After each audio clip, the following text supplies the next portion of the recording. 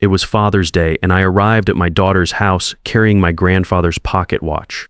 I knocked on the door with a smile, excited to give her this family heirloom that had been passed down for 3 generations. But when the door opened, Stephanie's eyes were cold, like she was annoyed I even showed up. "Oh, it's you, Dad," she said flatly, not even looking at the gift box in my hand. "My name is Victor Reynolds, and I'm 58 years old. I spent 20 years in the Navy, then another 20 as a construction engineer before retiring last year. That Father's Day changed everything between me and my daughter. I had spent $275 on restoring that pocket watch, money I really couldn't spare from my pension. But it was my grandfather's watch, the one he carried through World War II. I thought Stephanie would treasure it the way I always had. I stepped inside her mansion, the one I helped buy with a $45,000 down payment 4 years ago. 3 stories in the best part of town, complete with a pool and 3-car garage. I had mortgaged my own house to help her get that loan. Happy Father's Day, sweetheart," I said, trying to keep my voice cheerful. "I brought you something special that belonged to your grandfather." Stephanie sighed like my presence was some kind of burden. "Just put it on the counter, Dad. I'm finishing up a client call." I walked into the marble kitchen, part of the renovation I paid $8,500 for, and set the watch box down carefully. Through the window, I could see my grandson Noah splashing in the pool with his friends. The kid was 10 years old and barely acknowledged me anymore. I stood there for 20 minutes listening to Stephanie talk business on her phone. She was a corporate lawyer making good money, but somehow there was always another emergency that needed my help. Just last month, it was $4,200 for some investment opportunity. Her husband Troy was pushing. When she finally came into the kitchen, she looked perfect as always. Designer clothes, fresh manicure, everything paid for with the loans I'd given her over the years that never got repaid. "So Dad, are you staying for dinner? Or just dropping off whatever that is?" Her tone was ice cold. I swallowed hard. I thought maybe we could spend some time together. "It's been 6 weeks since I've seen you." She rolled her eyes and finally looked directly at me. That look made my blood freeze. It wasn't love or even annoyance. It was pure disdain. "Dad, we need to talk," she said, gesturing toward the kitchen island. "Sit down." I sat down, my heart already sinking. I knew that tone from when she was little, right before she'd say something that would cut deep. "I've been thinking about Father's Day, about my life, and what would really make me happy," she began. "Of course, honey. Tell me. Maybe I can help." She set down her coffee cup and stared straight at me with eyes that had gone completely cold. What came next hit me like a sledgehammer to the chest. "Dad, you're pathetic. Always needing to feel important, always inserting yourself where you don't belong. You want to know what would make me happiest for Father's Day. Just disappear from our lives forever. Stop being this needy, clingy burden that I have to carry around." The words didn't just hurt, they destroyed something inside me. 20 years of being a single father after my wife died. 20 years of working double shifts to pay for her college, her law school, her wedding, her house, $165,000 total, when I added it all up later. "Stephanie," I said, my voice shaking, "I'm your father. I sacrificed everything for you after Mom died, and that's exactly the problem." She snapped, standing up. "You made me your whole world, and now I can't breathe. You think your sacrifices give you the right to control my life? They don't. They just make you pathetic." The word pathetic echoed in my head like a gunshot. This was my daughter, the little girl I'd raised alone from age 12. The one I'd stayed up all night with when she had nightmares about her mother. The one I'd worked 3 jobs to put through college. "But honey, I just want to be part of your life, part of Noah's life. That's what I'm trying to tell you. Your constant need to be involved is exhausting. You're like a sad old man who can't accept that his usefulness is over. Take care of yourself for once and leave us alone." I stood up, my legs shaking so badly I could barely stay upright. I grabbed my keys and left the watch behind, hoping at least Noah might appreciate it someday. "I can't believe you'd say this after everything I've done for you," I managed to whisper. She actually smirked at that. "Everything you did was just to make yourself feel needed. But guess what, Dad? We don't need you anymore. We haven't needed you for years." I walked toward the door, each step feeling like it aged me 10 years. Before leaving, I turned back one last time. There was no regret in her eyes, just impatience for me to disappear. "Happy Father's Day, Stephanie," I whispered, closing the door behind me. What she didn't know was that her words had awakened something in me that had been sleeping for decades. Not anger exactly, but crystal clear thinking. I got home to my small 2-bedroom house and sat on the couch where I used to read bedtime stories to Stephanie after her mother died.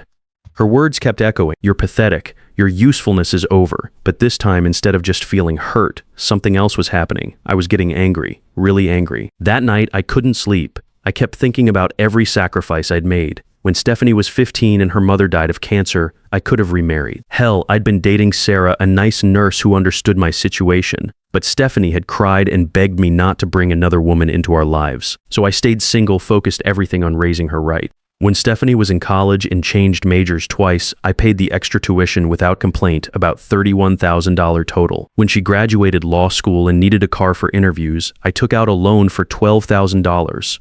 When she married her first husband, I paid for the wedding $22,000 for 200 guests. When that marriage failed and she met Troy, I helped with the down payment on their dream house. The next morning, I did something I'd never done before. I went to my filing cabinet and pulled out every receipt, every loan document, every bank statement. I sat at my kitchen table with a calculator and added it up. $65,000, that's what I had spent on my daughter's happiness over 20 years, and it led to her calling me pathetic on Father's Day. But as I stared at those numbers, something clicked. For 20 years, I had been manipulated by someone who saw my love as weakness, not as a sacred bond between father and daughter. If I had invested that $165,000 in my own retirement, my own happiness, my own future, I'd be sitting pretty right now. Instead, I was living in a small house, stretching my pension, and being told my usefulness was over. At 6 a.m. the next morning, I picked up my phone and did something that felt both terrifying and liberating. I blocked Stephanie's number. Then I blocked Troy's number and every contact connected to their family. It was a small act, but it felt like taking back control of my own life for the first time in decades. I showered, put on my best suit, and headed to the bank. Stephanie and I had a joint emergency account that I'd been putting money into for years, just in case she needed it. That account had $5,800 in it, money that was supposed to be for her emergencies. But really, it was just another way for her to access my finances whenever she wanted. "Good morning, Mr. Reynolds," said the bank manager, a guy I'd known for 15 years. "What can I do for you today?" "I'd like to close joint account number 4462789, I said calmly. "Transfer everything to my personal account." He looked surprised. "Are you sure?" "That's quite a bit of money in there." "Absolutely sure." I signed the papers without hesitation, and I want it done today. Watching that $5,800 come back to me gave me a feeling I hadn't experienced in decades. Power, control over my own money for once, but I was just getting started. My next stop was the mortgage office. When Stephanie and Troy bought their house, I didn't just give them the down payment, I co-signed the loan.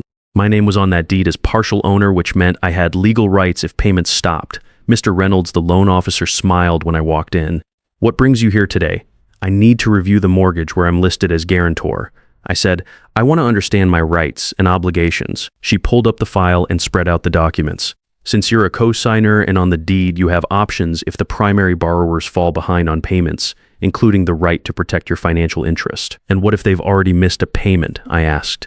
Her eyebrows went up. "Have they?" What the loan officer didn't know was that Troy had mentioned their money troubles just 2 weeks before Father's Day. He'd lost $15,000 in some cryptocurrency scheme, and they'd missed their May payment. He'd told me casually, probably expecting me to offer help like I always did. "I believe so," I said carefully.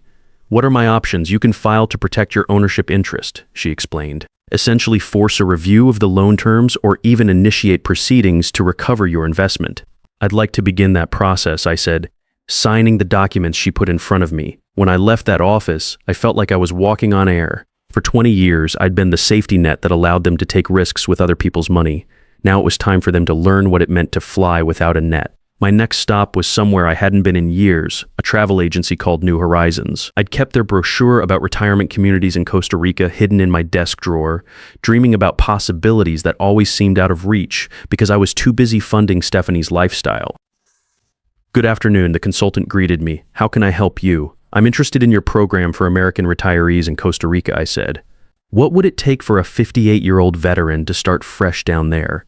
The young woman, Maria, pulled out a thick folder. "With your military pension and savings, you could live very comfortably in Costa Rica. The veteran community there is strong, and the cost of living is about 40% less than the US. What about starting a business? Many retirees do that. Fishing charters are popular with Americans. You could probably start one for under $25,000. As she talked, I realized I was actually excited about something for the first time in years.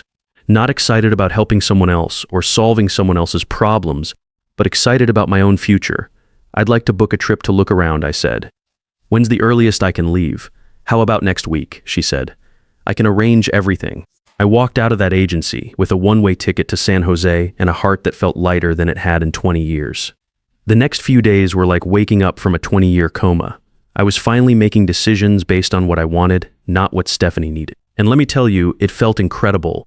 On Tuesday, my phone started buzzing constantly. Even though I'd blocked Stephanie's number, she was calling from different phones. Troy's, her office, probably borrowed from friends. I let every single call go to voicemail. After an hour of silence, I listened to them. The first message was confused, "Dad, I can't reach you. Call me back." The second was annoyed. "Dad, this is ridiculous. Whatever game you're playing, stop it."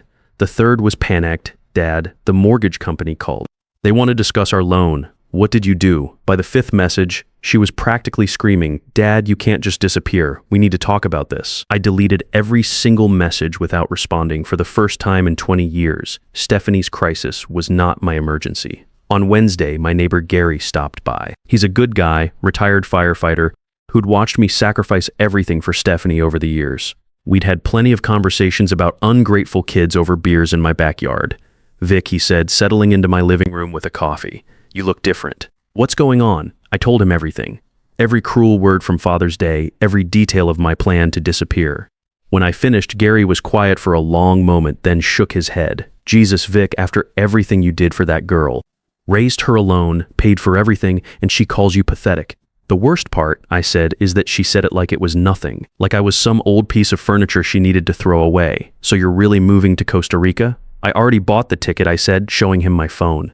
"I leave Monday." Gary squeezed my shoulder. "Good for you, brother. That girl needs to learn what it's like to stand on her own 2 feet. But won't you miss your grandson?" That hit me hard. Noah was the one innocent person in all this mess. "Yeah, I will. But staying would just teach him. It's okay to treat people like garbage if they love you enough."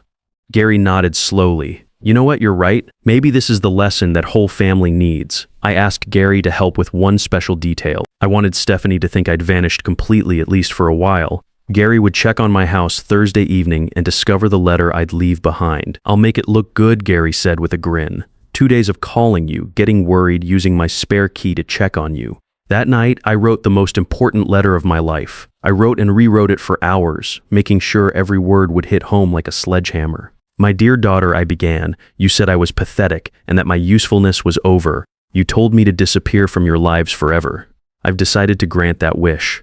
By the time you read this, I'll be gone, starting the life I should have lived years ago instead of pouring everything into an ungrateful child." I wrote for pages, listing every dollar, every sacrifice, every missed opportunity I'd given up for her. I included copies of every receipt, every loan document, every bank statement. Attached to this letter are the legal documents I signed this week. I continued. "Notice that I'm exercising my rights as guarantor on your house due to your missed payment. I've also closed our joint account and terminated the insurance policies I've been paying for your family." I detailed every change that would unfold in her life now that her personal ATM was closed. No more emergency money, no more safety net, no more pathetic old dad to bail her out. "You wanted me to disappear," I wrote. "Congratulations. Your life will definitely be lighter without me, but it will also be much more expensive. I hope you think it was worth it every time you have to solve your own problems with your own money." The letter was 8 pages long. I signed it simply, "Your pathetic father, who finally learned his worth." Thursday morning, while I was packing 2 suitcases with everything I owned that mattered, there was a loud banging on my front door. I looked through the peephole and saw Troy standing there looking like he hadn't slept in days. I opened the door but didn't invite him in. "Victor," he began, his voice desperate. "Stephanie told me what happened between you two. Look, what she said was awful, unforgivable even. But please don't destroy our family over it." "Destroy your family?" I asked, genuinely puzzled. "I'm just respecting her wishes. She wanted me to disappear. The bank said you're forcing them to review our mortgage because we missed 1 payment. Come on, Victor. It was just 1 month. 1 month that you didn't think to mention when you asked me for $4,200 2 weeks ago," I said calmly. "You know, for that sure thing investment that was going to make you rich." Troy looked down. There was no defense for that. "Please," he begged, "give me a chance to fix this. I'll make Stephanie apologize." I almost laughed. "Troy, you can't force someone to feel remorse. She showed me exactly who she really is, and I finally listened." "But the house, Victor, we'll lose everything." "No," I corrected him. "You'll lose everything I paid for." "There's a difference." "What about Noah? He loves his grandfather. That one hurt, but I'd already thought it through. Noah will learn a valuable lesson about how actions have consequences. Maybe that'll make him a better man than his mother is a woman." Troy's face crumpled. "Please, Victor, I'm begging you. It's too late for begging," I said, slowly closing the door. "Tell Noah I love him, and maybe someday when he's older, He'll understand why his grandfather had to teach his mother about respect. Friday was my last day in the city where I'd spent my entire adult life. I walked through places that held memories, the naval base where I'd served, the construction sites I'd managed, the park where I used to take Stephanie when she was little. It was a quiet goodbye to a life lived entirely for someone else. Saturday morning, Gary knocked carrying coffee and wearing a big grin. "Ready for the great escape, Vic?" "More than ready," I said, wheeling my suitcases to the door. "I've got your spare keys and the letter for Stephanie," Gary said. "Don't worry, I'll make it look good. 2 days of calling you, getting worried, using the spare key to check on you and finding the place empty. Remember, I said as the taxi pulled up, you have to look genuinely concerned. Say you tried calling for 48 hours, got no answer, then found my letter on the kitchen table." "Vic," Gary laughed. "I was in theater in high school. This'll be the performance of my lifetime." As the taxi drove toward the airport, I looked back at my small house one last time. Funny thing was, I felt no regret. It was like I'd finally escaped from a prison I'd built for myself. The flight to Costa Rica took 9 hours. No one could call asking for money or favors. During that long flight, I wrote in my journal about everything that had happened. For the first time in 20 years, I was doing something purely for myself. When I landed in San Jose, a young guy from the retirement agency was waiting with a sign. His name was Carlos Martinez, friendly with a warm smile that reminded me why I'd chosen this path. "Mr. Victor," he said, "welcome to Costa Rica. Ready for your new chapter?" "More than ready," I replied, and I meant it completely. Carlos drove me to a small but beautiful house near the beach in Manuel Antonio, rented by the agency while I decided whether to stay permanently. It had a porch overlooking the Pacific Ocean and a workshop perfect for the woodworking I'd always wanted to try. "Here's everything about the area," Carlos said, handing me a folder. "Fishing charters, veteran groups, Spanish classes, and business opportunities. I also set up your meeting with a financial advisor for Wednesday. That afternoon, I did something I hadn't done in years. I took a walk with no destination, no schedule, no one depending on me. I wandered along the beach, watching pelicans and fishing boats, until I found a small restaurant where I ordered fresh fish and a beer. As I ate, I calculated what I'd spent on Stephanie in just the last 3 years. The house payment help, the car repairs, the emergency loans, Troy's failed investments, at least $47,000. That money could have bought me a nice place here outright. It was 7 p.m. in Costa Rica, 9 p.m. back home. Gary was probably delivering my letter to Stephanie right about now. At 11 p.m., my phone started buzzing constantly. I'd unblocked it just to see what would happen. Stephanie calling over and over. I let it ring, then turned it off. I needed one quiet night to enjoy my freedom. The next morning, I finally answered. "Dad," she screamed into the phone. "Where are you?" "Gary came over with your letter saying you disappeared." "What the hell is wrong with you?" "Hello, Stephanie," I said calmly, looking out at the blue Pacific. "Did you read the letter?" "I did." "Are you insane? How could you do this to us? I'm doing exactly what you asked for. You said I was pathetic and told me to disappear from your lives forever. Mission accomplished." "I didn't mean it. I was just stressed about money and took it out on you." "Same old tactic. Make it my fault for reacting to her cruelty." "Stephanie, for 20 years, I lived for you. I gave up everything, my money, my dreams, my future. And when I needed just a little respect and gratitude, you called me pathetic and told me my usefulness was over. Where are you? Please come home. We need you." How interesting. Now she needed me, after reading my letter and realizing all her financial benefits were gone. "Do you need me, or do you need my money?" I asked bluntly. Long silence. Then, "I need you, Dad. I really do." But her voice wavered. We both knew the truth. "Stephanie, those words you said destroyed something in me that can't be fixed. You showed me exactly how you really see me. I'm sorry. I really am. Sorry isn't enough. The damage is done. You know what? Maybe those words were the best thing you ever said to me because they woke me up." "What do you mean?" "I mean, I'm finally living for myself, and it feels incredible." 3 weeks later, I was deep into my new life. I joined a woodworking group, signed up for Spanish classes, and was learning to run fishing charters with other American expats. My savings weren't just stable, they were growing. The bank had processed my claim on Stephanie's house. Since I was the guarantor and they defaulted, I recovered my original $45,000 plus interest, total $52,000 back in my pocket. I used that money to buy a small beachfront property and start a fishing guide business. Within 6 months, I was booked solid with tourists and making more money than my pension ever provided. A year later, I received one final email from Stephanie. She'd lost the house, moved to a small apartment, and Troy was working a regular job instead of chasing get-rich-quick schemes. "Dad," she wrote, "I finally understand what I lost when I lost you. Not just the money, but the one person who loved me unconditionally. I hope you're happy, because you deserve it. I kept her words in my heart, not as victory, but as confirmation that some bridges, once burned, can never be rebuilt. Now, 2 years later, I sit on my porch watching the sunset over the Pacific. I own a successful business, have genuine friends, and more money in the bank than I've ever had. Most importantly, I have my self-respect back. Stephanie once said my usefulness was over and told me to disappear forever. She was right about one thing. It was the best gift ever. Just not in the way she expected. Because sometimes the greatest gift you can give yourself is the courage to walk away from people who take you for granted. Even when that person is your own child, and sometimes the people who hurt us the most end up teaching us the most valuable lesson that we're worth more than we ever believed. Real love doesn't mean sacrificing yourself until there's nothing left. It means having enough respect for yourself to demand respect from others. When someone shows you who they really are, believe them the first time, even if it breaks your heart.